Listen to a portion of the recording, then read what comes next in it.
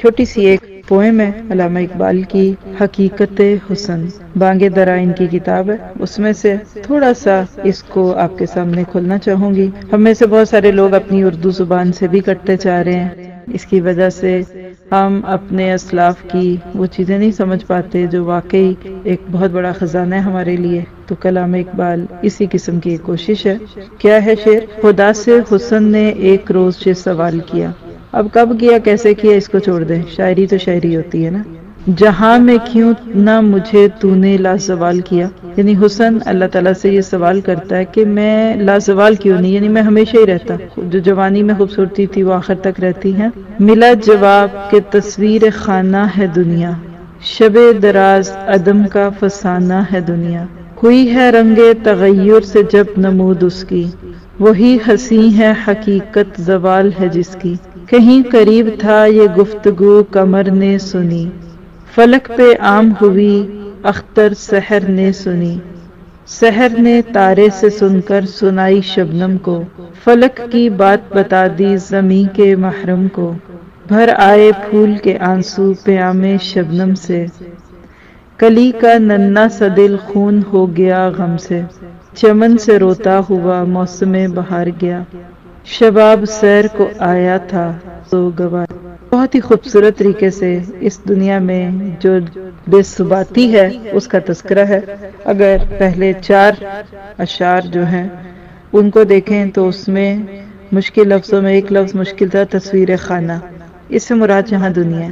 عدم کا فسانہ دوسرا مشکل لفظ تھا، مطلب یہ ہے کہ دنیا کی کوئی حقیقت نہیں، اور اختر سحر صبح کے ستارے کو کہتے ہیں، اختر ستارے کو کہتے ہیں اور سحر صبح کو۔ مطلب کیا ہے کہ علامہ اقبال نے اس نظم میں حسن کی حقیقت اور اس کے رازوں سے پردہ اٹھایا اور اس حقیقت سے آگہی دی کہ ہر زندہ چیز کے لیے زوال ہے، ایک المیہ ہے۔ کہتے ہیں کہ حسن نے ایک دن اللہ تعالیٰ سے یہ پوچھا کہ ہر چیز پر قدرت رکھنے کے باوجود تو نے مجھے لافانی کیوں نہیں بنایا؟ تو اللہ تعالیٰ نے جواب میں بتایا کہ دنیا میں نے بنائی ہی ناپائیدار ہے، یہاں وہی چیز خوبصورت اور حسین ہوگی جس کی زندگی مختصر ہوگی۔ پھول جتنا خوبصورت ہوتا ہے اتنا مختصر ہے، اس کے برعکس تھور کا پودا دیکھ لیجئے، لمبی عمر پاتا ہے لیکن خوبصورت نہیں ہے۔ تو زندگی تو تبدیلیوں کا نام ہے، تغیر کا نام ہے، ہر زوال پذیر چیز حسن سے عبارت ہے۔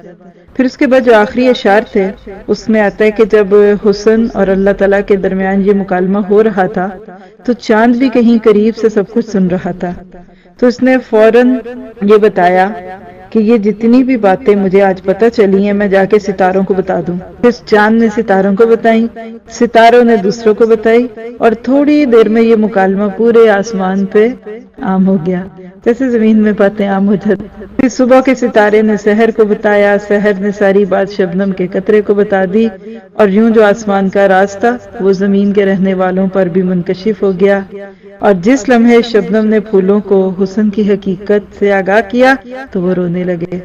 یہ جو شبنم کے قطرے ہیں نا اس کو آنسو کہہ رہے ہیں، اور کلی کا ننھا سا دل بھی اس کو سن کر پارا پارا ہو گیا، مطلب یہ کہ وہ کھل کے پھول بنی۔ یہی نہیں بلکہ اس کو سن کر موسم بہار بھی روتا ہوا چمن سے رخصت ہو گیا، اور شباب بھی غم کے مارے میں فنا کی منزلوں کی طرف گامزن ہو گیا۔ تو یہ ہے میری اور آپ کی دنیا۔ اللہ تعالیٰ دنیا میں کتنی جگہ دنیا کو کہتے ہیں الم تر کیف ضرب اللہ مثلا، اللہ مثالیں بیان کرتے ہیں نا، کہیں زمین کی حقیقت، کہیں دنیا کی حقیقت، کہیں پھول اور پتی سے بات۔ تو یہ ہے ہمارے اس دنیا کے حسن کی حقیقت۔